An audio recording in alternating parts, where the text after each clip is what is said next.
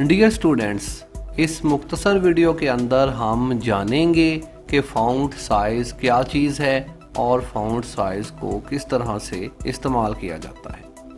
Dear students, यहाँ पर font group के अंदर फ़ॉन्ट साइज़ की ऑप्शन मौजूद होती है।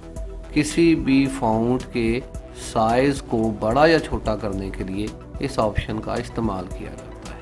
डियर स्टूडेंट्स, याद रहे कि फ़ॉन्ट तहरीर को कहा जाता है, बल्कि टेक्स्ट या तहरीर के ख़ास फेस को फ़ॉन्ट कहा जाता है। यहाँ पर इस वक्त जो तहरीर लिखी हुई है, अगर इसका साइज़ आप इंक्रीज़ या डिक्रीज़ करना चाहते हैं तो इस तहरीर को सिलेक्ट करने के बाद यहाँ पर मौजूद ऑप्शंस की मदद से आप देखेंगे कि यहाँ पर मौजूद ऑप्शंस 18 से लेकर 72 तक नज़र आ रही हैं। किसी भी ऑप्शन के ऊपर जस्ट क्लिक करने से आप इसे अप्लाई कर सकते हैं। फ़िलहाल आप जस्ट इसकी कैपेसिटी तब्दील करके देख सकते हैं कि आपको किस तरह से जो है वो कितनी की बड़ी जो है वो तहरीर चाहिए।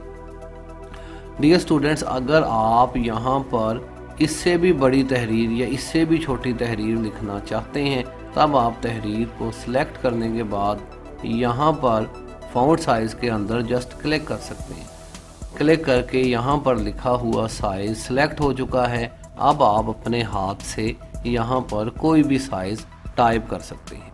कोई भी साइज़ टाइप करने के बाद आप इंटर दबा के इस साइज़ को अप्लाई कर सकते हैं, या फिर आप यहाँ मौजूद साइज़ की मदद से भी तहरीर को कंट्रोल कर सकते हैं। यहाँ पर 8 से लेकर 72 तक साइज़ मौजूद होते हैं। अगर आप 8 से ज़्यादा बारीक लिखना चाहते हैं तो टाइप करें, या फिर अगर आप 72 से ज़्यादा लिखना चाहते हैं तो टाइप करें, या फिर यहाँ पर 16, 18 इस तरह से जगह मौजूद है।